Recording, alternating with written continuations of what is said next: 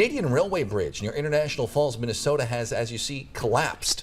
The 5-mile bridge connects Fort Frances to Thunder Bay. It's not accessible for vehicles or pedestrians. It's just a rail bridge. But former International Falls State Rep Rob Eklund told our sister station in Duluth the bridge collapse will be a huge blow to CN rail traffic north of the border.